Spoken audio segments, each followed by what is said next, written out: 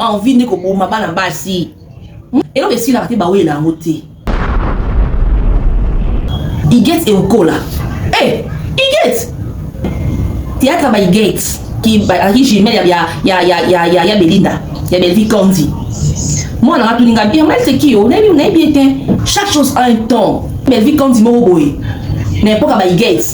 Il est pas à la race. Ali qui non été à forcer à se lancer dans n'importe quoi comme un caca lokola il get et okola. Et puis elle n'a commenté elle n'a su kamabe. Elle n'a tout ana. Flix belle. Flix belle. La maman qui a une famille libota. Envie et ça les soba deli et belé envie et yi bisayo et ils sont bali abatu et si biso kisi et yi ni so pe batu. Mon enfant qui est malade là-bas, c'est bien possible.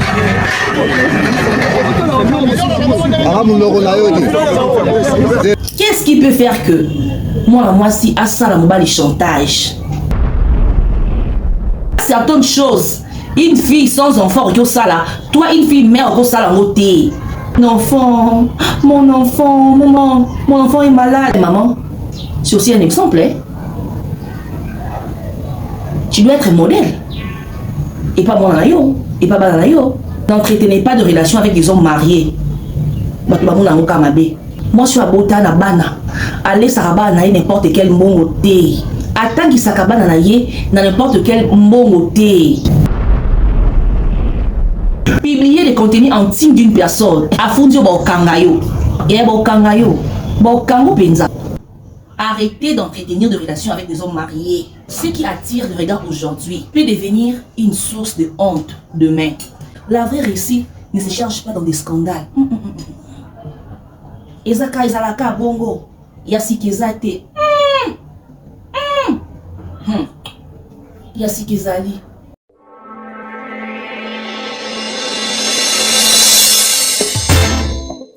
Salut très chers internautes, amoureux de Valère et non des anti-Valère, bienvenue dans l'univers de conscientisation et aussi bienvenue à tous les nouveaux abonnés. Merci d'être là, merci de rejoindre la grande famille Gingombe Télévision. N'hésitez pas de faire abonner aussi vos amis. Clin d'œil spécial à tous ceux-là qui nous accompagnent, nos abonnés de tous les jours, c'est là qui répondent toujours présents à chaque fois que nous publions une nouvelle vidéo. En tout cas, merci beaucoup là. Je pense directement à maman Suzanne Amasuka qui est la ministre éducation, maman Constantine Nzezi, la maman Jacqueline à Londres, il y a Anna Kintsuka, la grande famille Lufutu, maman Pacho Satongo nous en Italie. Bino nyonso na pesi bino ba mbote na bino. Merci beaucoup. Je pense directement aussi à papa Rodolphe Mongo, papa Richard Niembo na Irlande, mais aussi à papa Marcelin Sedolunta Dilae Junior Lufutu, la grande famille. Nous vous saluons. Aujourd'hui dans le conseil du jour, nous revenons dans une affaire choqué public, une affaire secoué opinion d'une actrice qui interpellée après une histoire de chantage impliquant un homme marié avec qui elle aurait vécu une histoire cachée. Donc voilà, chers internautes, cette affaire a une tournure parce que le présumé vidéo intime a été envoyé à l'épouse de cet homme marié. Donc ça qui vraiment passe, il y avait la trahison, l'infidélité, l'amour, donc nous c'est qui mélangé. Et aujourd'hui nous sommes là pour en parler parce que nous sommes conseil du jour. Les hommes mariés, vous devez protéger vos vies privées, vous devez protéger vos foyers. De relations cachées, ça mène toujours de problèmes. Ça vous met toujours dans le pétrin. La fidélité n'est pas seulement une valeur morale, mais c'est aussi une protection. Basi minga mabala, papa ne fait pas ça, papa reste à la maison, papa ne court pas derrière le fille. Papa, les hommes ont toujours tendance à faire des sourdes oreilles. Or, c'est pour votre bien. Parce que un homme qui se réserve, un homme qui garde sa bande, certaines choses est comme il était. Hein? Ah oui. Une Chiza, une maîtresse, a osé envoyer des contenus intimes à ta femme. Et bandi ndengeni. Porte Swana, na la formule, n'est-ce pas, ils ont yomoro mobali. Ils ont yomoro mobali. Pour ceux qui ont vendu qui ont tu gardes ta bande, mais comme il a été. Aujourd'hui, dans notre pays, qui c'est comment au Tekama. Auparavant, ils ont dit dans ma solo, que les Nigériens ont dit ici, le gros a à relier à la Zandu. Aujourd'hui, dans notre pays, pratique on a pu commis. Si Dieu nous prête vie dans de prochaines vidéos, on a balancer les images Joana. Oh, bah, t'es comme ici. Mobile moro ba tiena kisi.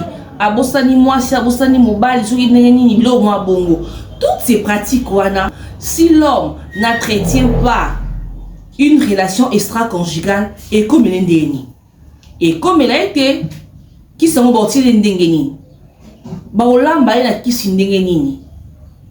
Ba ko ensorceler comment? Ba ko envoûter comment?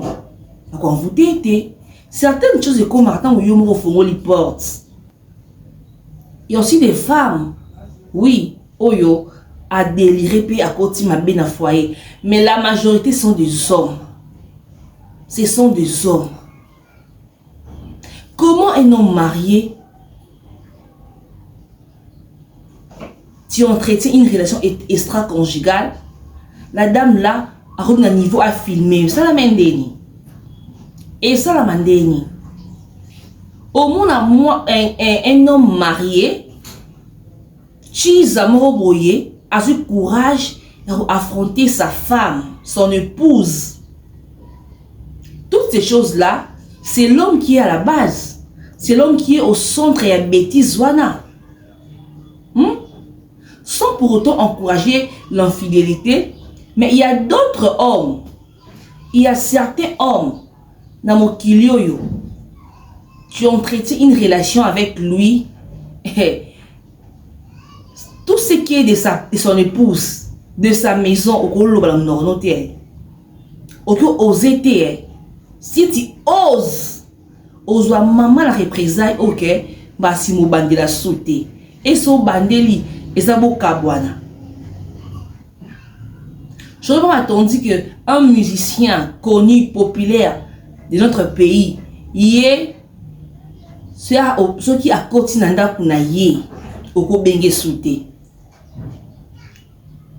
Dès qu'il arrive dans sa maison, donc sur un téléphone est sonné à Talibo et ça Chiza y baraki relation et prendre fin wana. Aloba nini dans zalaka na époque wana na ba commune moko songolo mpakala olingo linganga te. Mais madame mon épouse andimanga na itawana yo linga bomona la comme le combo parce que je suis devenue ce que je suis en Olandingai. Donc respect au maximum à ma femme, tu vois, sans pour autant encourager pratique à infidélité. Et comme Nini, Chiza, si c'est vrai que la dame a envoyé des contenus intimes à sa femme légitime, et comme Nini, Aïbaki numéro, oui, mais courage, Joana, il n'y a que l'homme né à copier sa Chiza, courage, Joana, à contacter Madame Naé. Les hommes, faites attention. Faites attention. Dignité, basomba ngote. Tu as des enfants. Admettons que publier vidéo na yoana. Bana ba moni. Relation ba moni. Ça te met où? Les Chiza. Il n'y a pas l'amour. Il n'y a pas l'amour. L'amour n'existe pas dans la relation wana. Aïbi qui a la vie na yo. Oende ko sakana. Yépe en peu sa bolingoté. Aïne kozwa mbongo. Donc, essayez de on dirait cop. Ezara cop. Ezara nenge mo zala ke non. Mi bal qui dans la boulevard, la badmini, a Djindumba, a Pessie mbongo. C'est de la même façon ma relation à bongo.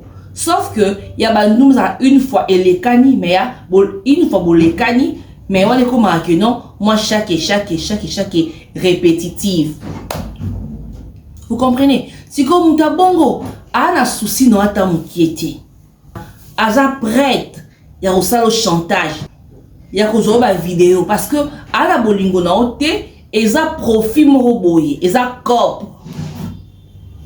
Les hommes mariés, la plupart y a ba mibali oyo ba kwa ba piège. Pour la plupart leur ennemi passe toujours dans la tiza parce que tiza ana tina na ote azana na elo moko de réunir yona yé un jour peut-être de réveiller le bon matin au bloqué dans yé sans pourtant perdre quelque chose. Au monde donc ana épée prête au salon ma bé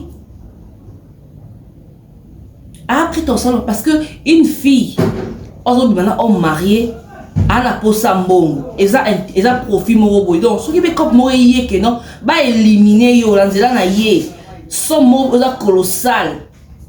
Elle est capable. Elle est capable. Était abino mibali. Était abino penza.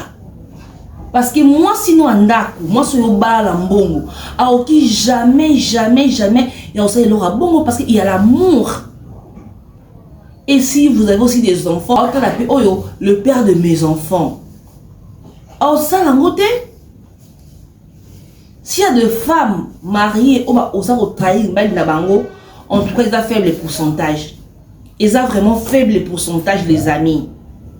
Nos chers hommes, protégez vos vies privées. Protégez vos foyers. La femme, c'est la protection. La fidélité protège. Protège. Parce que moi, si tu as besoin de libanda, tu as déjà ta vie au sakana. Il n'est pas à zobater. Quelque part, il entretient aussi une autre relation quelque part. Na mobile souper. MSOP célibataire. Il a un sponsor. Mais amour n'a vrai et zappé quelque part. Regarde cercle wana. Beaucoup de ça désordre, malédiction. Na monde à l'élo, bah homme sérieux, bah on appelle pas si. Au monde appelle que non, garçon on appelle, ah sous na moi si moro quelque part. Donc voilà poto moroboé. Et dans tout, c'est la femme, la légitime, la victime. Parce qu'il y a Vandi, et si la bali y a Vandi, elle reçoit que de mauvaises énergies, de part et d'autre. Dans le canal, il y a Mobali ou ya balaye. Moi, ça m'étonne. Dans ces pays, gagner l'argent honnêtement, en tout cas, c'est un combat. C'est un parcours d'un combattant pour gagner de l'argent honnêtement. Tu as réussi à réunir une somme comme ça. Une somme. Tu as épousé ta femme. Mais tu verras, le même monsieur est le premier à tromper sa femme. Lorsque vous allez épouser vos femmes, Batinda Abino, vous allez avoir célibataire, n'a choisir Benita Bichiloaloa. Na choisir Maman Sissi Mapendo na Londres. Il faut dans le mariage essayer un peu de protéger vos femmes. Parce qu'aller dehors, c'est exposer la femme.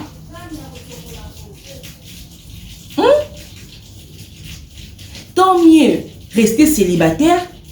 Continuer à débaucher. Il y aura personne qui viendra t'interroger sur ça. Au on va faire au lieu d'entrer dans le mariage et de souffrir l'autre.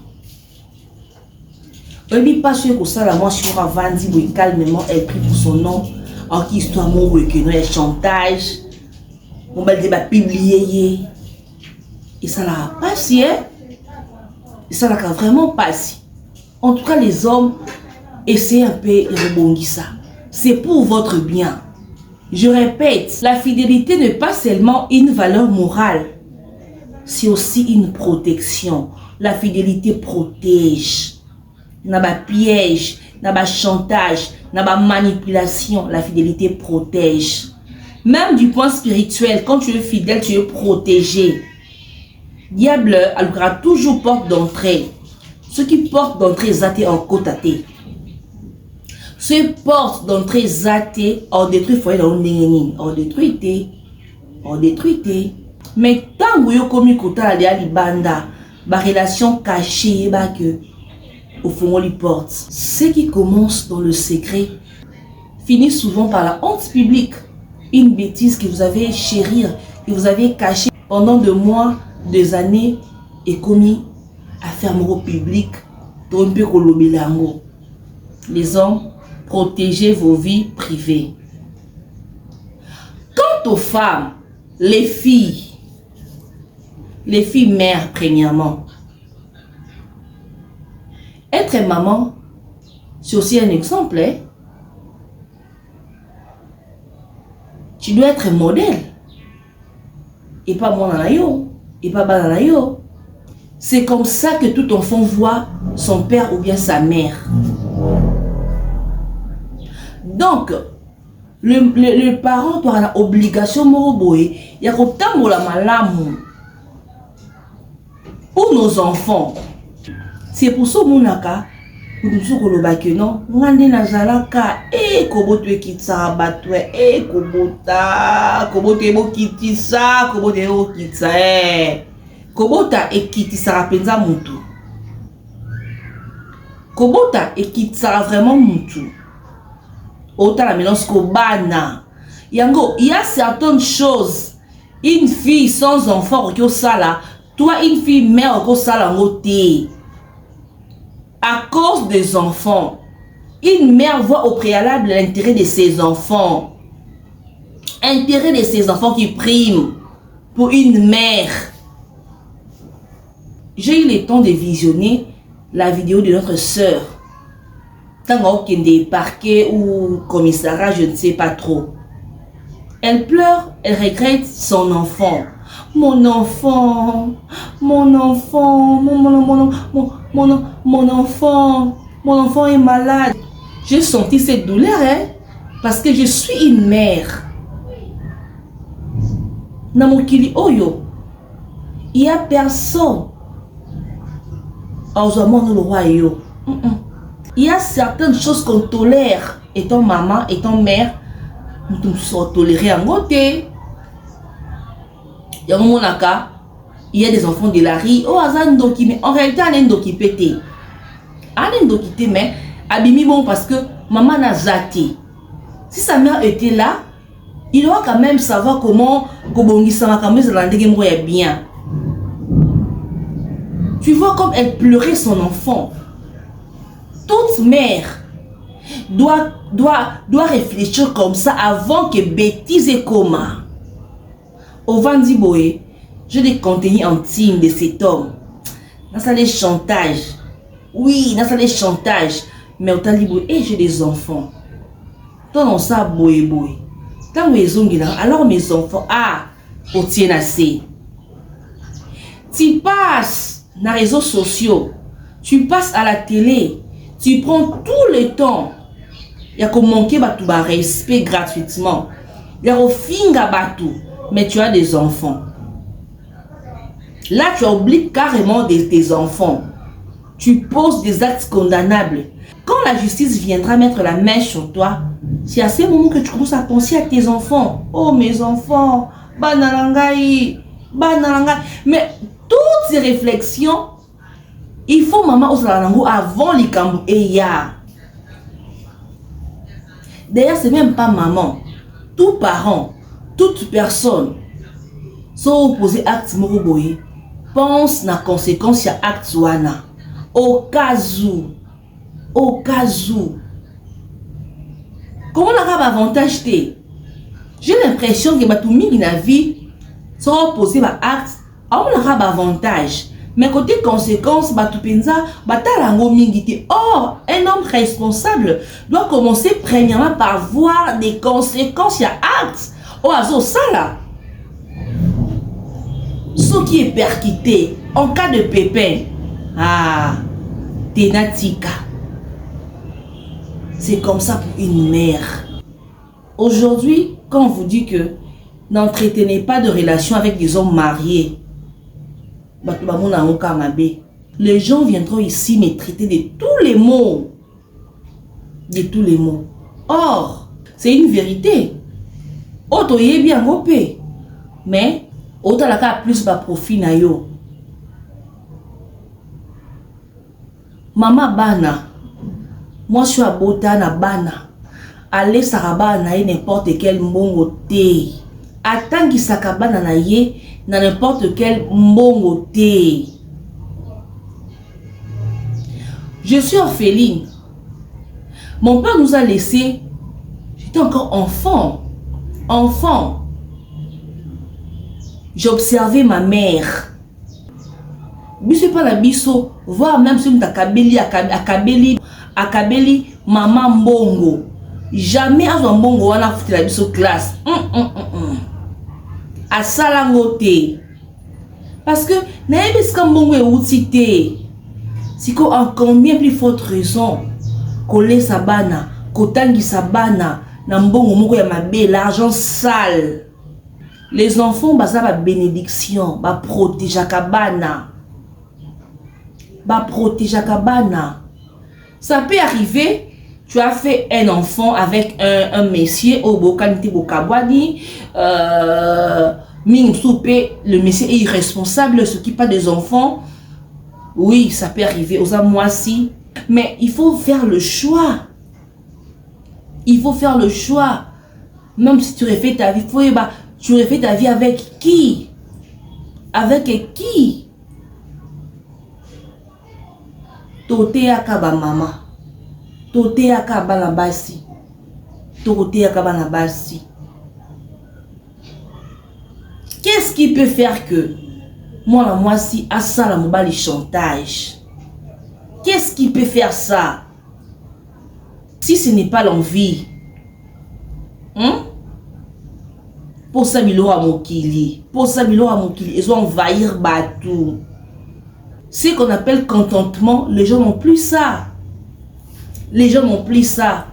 Dans la vie, chacun a son jour. De la même façon, Tobo Tamaka. Beaucoup appellent jour, moi quand heure est différent. Beaucoup appellent heure, moi comme minute, seconde, et c'est ça la différence. Même tierce, c'est comme ça dans la vie. Chacun a son temps. Chacun a son temps. Les femmes, les filles, arrêtez d'envier. N'a à tout prix le col à oyo. Parce que un tel a matara business class, parce que tel a la mutuka, parce que tel a otonga des niveaux ngape. Non, chacun a son tour. Chacun a son tour. Demandons à Dieu de nous aider à travers son esprit de développer ce qu'on appelle le contentement. Contentement. Demandons à Dieu à travers son esprit de nous aider. Demandons à Dieu à travers son esprit de nous aider. Envie katina biso, envie et celle ça va te que Dieu nous aide à travers son esprit de développer contentement. Chacun a sa vie. Au moins dans mon kilo yo, nzamba tina batu mususu, basala ba riche. Pe atinda batu mususu pe ba la vie moro moyenne. C'est comme ça. C'est comme ça. Yo si ko nzamba tinda ou que oza la vie moro moyenne, yo obité nga ote nga ko maka riche parce que moninga za riche. Yeba que au soukaka mabe parce que ils ont destin na ote. La vie est un destin. o nzambe abongisa mpona mutu na mutu. Yonga loba ya moko yonga loba ya moko, pourquoi jalouser une personne? Pourquoi? Parce que tout dépend de Dieu. C'est Dieu qui prévoit tout dans nos vies. C'est lui le maître de l'univers. Ce qui est bien dans ça, bah projet ensemble pour Nabiso et ça va projet à bonheur. Nous tous doit la casse va projet à bonheur. C'est quoi? Au convient mouninga pour la nini. Au convient mouninga pour la nini. Ba fille envie de moutou et ko boma ba na basi. Envie de ko boma ba na basi. Na bandelango et là aussi la raté ba we la ngote. Ba we la ngote. Ba we la ngote. Toyeba kala iget e ukola. Maman iget e ukola. Une grande actrice. Netingai la dame là ça parmi bat oyo ba pesa so ba pour ça pour ça au théâtre. Iget e ukola. Eh, iget. C'est un groupe évangéliste. Comme voilà coup de la raté mais théâtre by Gates. Succès. Il y a des gens qui étaient. Mais aujourd'hui là, je n'ai pas moi dans la Vanessa dans tout. Je suis bien Gates. Oh le bâtiment était. Tout à la film moi il y a belle vie télévision. Maman il était à jouer qui Jimel il y a Belinda. Il y a belle vie Candy. Moi dans la tout ninga bien mais c'est qui oh n'a bien été. Na seki na bi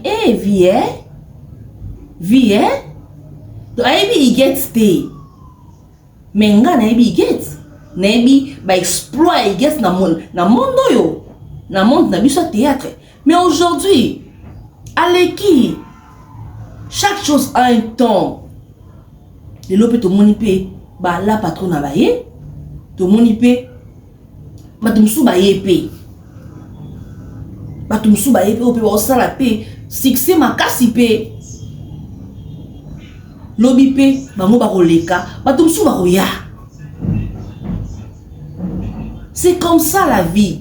Sikoyo ce qui belle vie quand dit moro boy n'importe ba Gates il pas à la rate a dit que non été à forcer à se lancer dans n'importe quoi comme un kaka lokola Gates et ukola. Ebini alinga komate alinga suka mabe alinga tutana parce que ezaki ton na yete quand mouton est commis ça lui explose na ye. Déjà félicitations Babi Flix Belle. Flix Belle. Flix Belle. Félicitations maman belle vie Candy. Il y a Belinda la maman qui a né famille Libota. Félicitations Yaya. Innovation monter au sala maman maïle les cailles ozomona parce que c'est son temps et à peine ningi moko bandeko bana basi mituka et si la té omoni Mercedes au sala ka ba nouveau modèle kino lelo Nicolo ba que non et si la té au cause occasion yo somba lelo té marque il y a 2026 termes en 2028 au sombaka te mais au commandé côté kamituka. Aujourd'hui on se refoutre la ndaku mo comme si à $100 200 300 m sous lobby au commandé maman le pamu n'enviez pas au jouer boy ba masimo boy basimi bakisi bazui ba nini basokoli bango bakombe ko vibrer mokilipe yoki bango moni bango toujours angot na suka a su problème. Ce sont des choses vraies, ce sont des réalités et ça on tous au monde a briller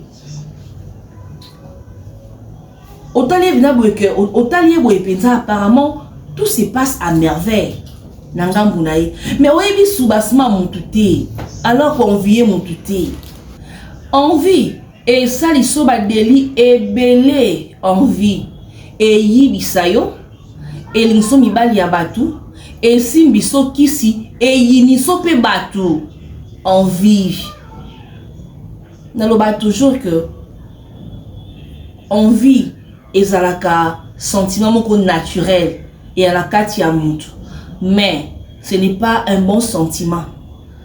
Ce n'est pas un bon sentiment. Il faut se nganzambi alongolo envie katina yo.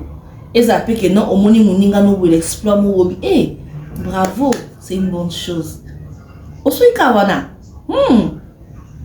Osuki no kawana, osepeli okomisri nzambi lo kumo. Osuki no kawana. Mais comment que non, nzambi il fait zanga iko, nzambi po ninga tiko. Okomo nyonga, mabe. Mabe makas etindi kono mabe. En tout cas,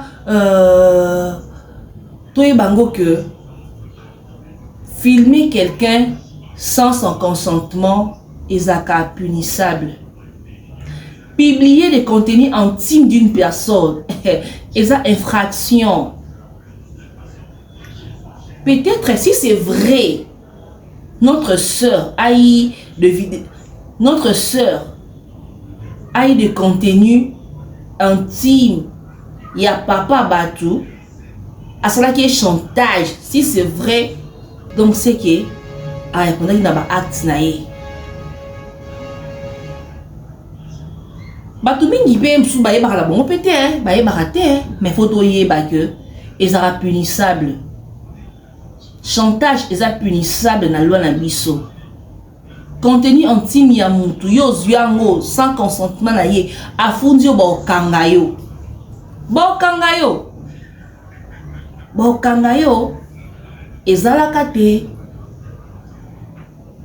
Yo zala ba contenu intime ya batu. Ba contenu sexuel ya batu. Obombiango et comme le cas a prise de finition. Quand tu es là au bomba obi omo mekananga na largué. Non ça pam ya bokangayo. Bokango penza. Au moins la justice. Monte ka pardon. Et comme ka pardon. C'est quoi pardon ana? Tout on appelle la moto on dit ma pardon. Parce que face à la justice, parce que pardon te. Ça la kami beko. À moins que plaignant nde alimbisio alongoli alongo retrait plus nae au futika amende à l'état batiki. Mais si koyo tu as la malchance, tu rencontres un plaignant au aboyne pardon, au Sibir, il y a la loi. Alors pourquoi arriver là? Pourquoi on arrive là? Pourquoi? Donc, tokeba. Que ça soit femme ou homme, ne fais pas confiance à une personne, à qui que ce soit. Ba vidéo intime, ba vidéo sexuelle yaya, évitez un mot. Voir même un téléphone na yomoko. Vous en avez et ça va risque belé. Téléphone est koko ya yopé. Musupe kwe yote, au plus mon téléphone na yo, a mon ba vidéo na a transférer mon bala moko. A transférer mon bala moko. Oye ba no pété, yo ye batin. Ou la bouche chantage de bandit. Ou soit à diviser mon bala moko pour le ruiner yo, pour la salir yo. Donc, tout bas ça va prudence dans la vie n'a pas mon kili c'est baby, mon kili et c'est baby, homme marié protège ta vie, protège la vie de ton foyer. Moi si l'ongola en vie, arrêtez d'entretenir des relations avec des hommes mariés. Ce qui attire le regard aujourd'hui peut devenir une source de honte demain. Si cela n'était pas construit sur une base solide. Comment on a calé l'autre, mon lobby parce que la vie continue. Travaillez sur vos compétences. La vraie réussite ne se cherche pas dans des scandales. Ezaka ezalaka bongo yasikezate.